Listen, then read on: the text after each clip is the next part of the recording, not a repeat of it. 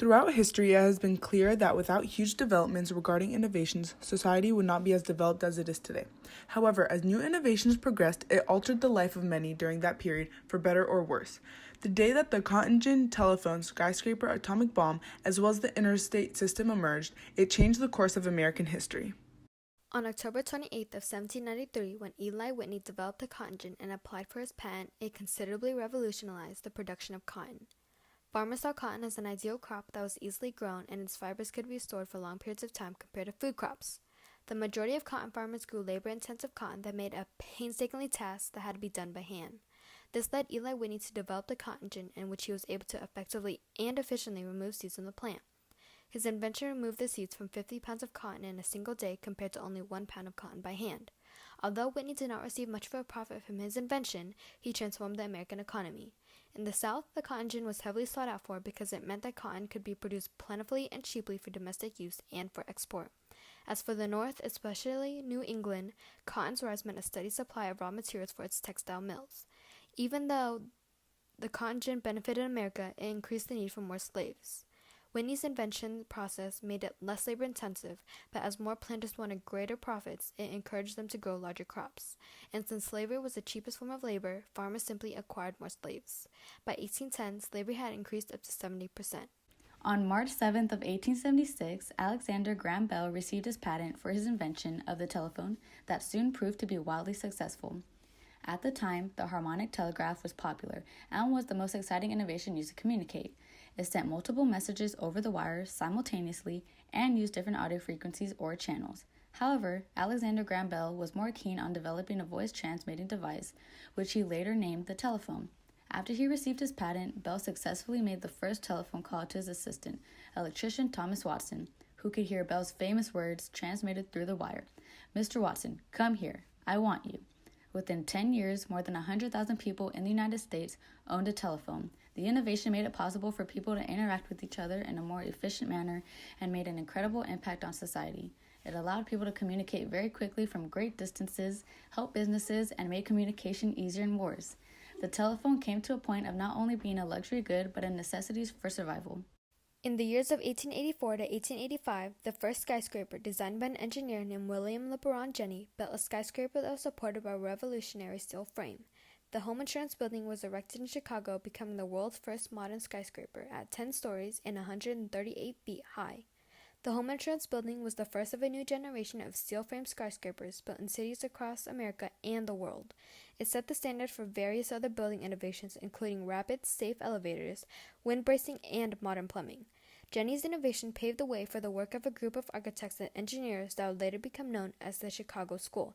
Together, they would develop the modern skyscraper over the last years of the 19th century and the first years of the 20th.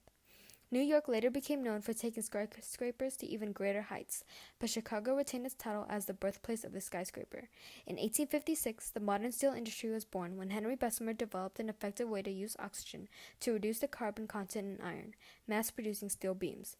Steel was lighter, cheaper, and stronger than iron, making it ideal for all sorts of purposes like railroads or architecture buildings. The Bessemer rolled steel beams were put into the Chicago Home Insurance Building and changed architecture years after. The innovation of the skyscraper changed America by influencing the development of buildings of greater heights and of stronger structure. On July 16th of 1945, the first atomic bomb was detonated in a remote desert location in New Mexico. In late 1941, the American effort to design and build an atomic bomb received its codename, the Manhattan Project. The project was focused on researching and developing the first nuclear weapons to help the war effort. In December of 1942, Enrico Fermi led a group of physicists to produce the first controlled nuclear chain reaction. After this discovery, the project advanced ahead and the main assembly plant was located in Los Alamos, New Mexico, run by Robert Oppenheimer. By summer of 1945, Oppenheimer was ready to test the first bomb. Scientists of the Manhattan Project readied themselves to watch the detonation of the world's first atomic bomb, but no one was properly prepared for the result. A mushroom cloud reached 40,000 feet, blowing out windows of civilian homes up to 100 miles away. When the cloud returned to Earth, it created a half-a-mile wide crater metamorphosing sand into glass. A cover-up story was released that claimed a huge ammunition dump had just exploded in the desert. But now, the world had entered the nuclear age. The atomic bomb was a major turning point for not only warfare, but as well as the nuclear weapons. After the end of World War II, not many people had been needed for combat on the ground because they relied on dropping bombs on the enemy instead. Although the atomic bomb ended the Second World War, it cost the lives of more than 100,000 Japanese and instantly changed the U.S. warfare. On June 29th of 1956, the U.S. interstate highway system was formed, changing the means of transportation across America. When President Dwight D. Eisenhower signed the Federated Highway Act of 1956, the law authorized the construction of a 41,000-mile network of interstate highways that would span the nation. To this very day, the interstate system has been a part of our culture, as construction projects, as transportation in our daily lives, and as an integral part of the American way of life. Its purpose was to provide high-speed, high-capacity system of highways without stoplights and with exit space at least a mile apart. However, some began to revolt because of all their building began to interfere with their lives. The interstate highway system, the largest public works program in history, had an enormous impact on the nation. The highway positively influenced economic growth, reduced traffic deaths and injuries, and provided substantial benefits to users. Population increased by 70% and employment increased by more than 100%. The percentage of the nation's population that was employed increased by nearly a third in 40 years, reflecting a far higher rate of female participation in the workforce. These 5 important days that innovations were created on revolutionized society and changed the course of American history, both for the better and worse. At the time, the innovations benefited society and promoted growth.